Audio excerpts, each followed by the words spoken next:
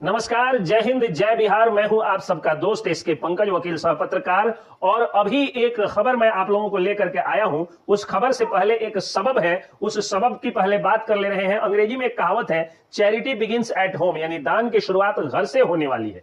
अभी अपने समाज में कई ऐसे समाज सेवी हैं जिनको समाज सेवी नहीं बल्कि फर्जी समाज सेवी कहिए, जिनको अपने सहोदर भाइयों से नहीं पड़ता है, लेकिन वो पूरी जात भाई की बात करते हैं। ऐसे बहुत सारे फर्जी समाज सेवी हैं जिनको अपने भाई पटीदारों से बातचीत नहीं है, लेकिन वो पूरे जाति, पूरे कौम, पूरे जिले, पूरे राज्य इत्यादि की बात करते रहते हैं। तो जाहिर सी बात है, अगर कोई बेटा अपने माँ बाप का नहीं होगा तो वो चाचा का नहीं होगा, जो चाचा का नहीं होगा वो अपने पटीदार का नहीं होगा, जो पटीदार का नहीं होगा वो गांव जवार का नहीं होगा, जो गांव जवार का नहीं होगा वो जिले का नहीं होगा, जो जिले का नहीं होगा वो बिहार के या राज्य का नहीं होगा, और जो राज्य का नहीं होगा वह देश का नहीं हो सकता है।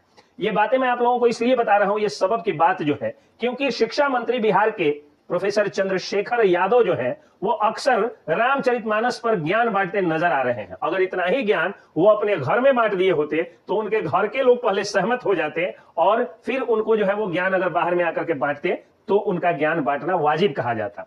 चंद्रशेखर यादव जी के बड़े भाई प्रोफेसर रामचंद्र प्रसाद यादव जो है वो चंद्रशेखर जी की इन बातों से कहीं से भी सहमत नहीं नजर आ रहे हैं। उन्होंने कहा कि रामचरितमानस पर जो सवाल या जो विवाद प्रोफेसर चंद्रशेखर यादव जो बिहार के शिक्षा मंत्री हैं उन्होंने जो दिया है, जो विवाद उन्होंने खड़ा किया, वह बिल्कुल ही गलत है। उन्हीं के बड़े भाई, शिक्षा मंत्री के बड़े भाई प्रोफेसर रामचंद्र यादव ने कहा। और शिक्षक नियमावली जिसको बना करके मंत्री जी, ऐसा लग रहा है कि जैसे पूरे हिंदुस्तान कौन कहे कि पूरे विश्व में सबसे अच्छी शिक्षा व्यवस्था तभी हो जाएगी बिहार में जब शिक्षकों से ये बीपीएससी पास करा लेंगे। ये बात अलग है कि उन बीपीएससी पास शिक्षकों से जनगणना, पशुगणना, शराबियों को पकड़ना इत्यादि जैसे गैर शैक्षिक और बकवास कार्यों में उलझा करके पढ़ाई को बाद में सरकारें चौपट करेंगी।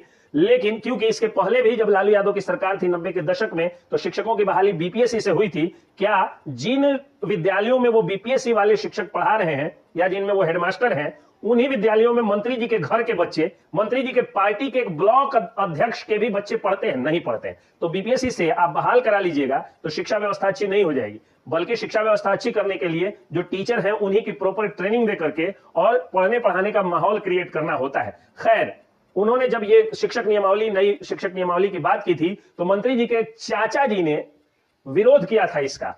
और अब मंत्री जी के बड़े भाई न सिर्फ आरक्षण के मुद्दे पर आरजेडी से असहमत हैं और रामचरितमानस पर विवाद खड़ा करने से मंत्री जी से असहमत हैं, बल्कि वो अब भाजपा में ज्वाइन कर सकते हैं, ऐसा वो बोले हैं। और बोले कि अगर पार्टी चाहेगी, पार्टी मुझे मौका देगी तो मैं अपने खास सहोदर भाई के खिलाफ चुनाव लड़ूंगा भी।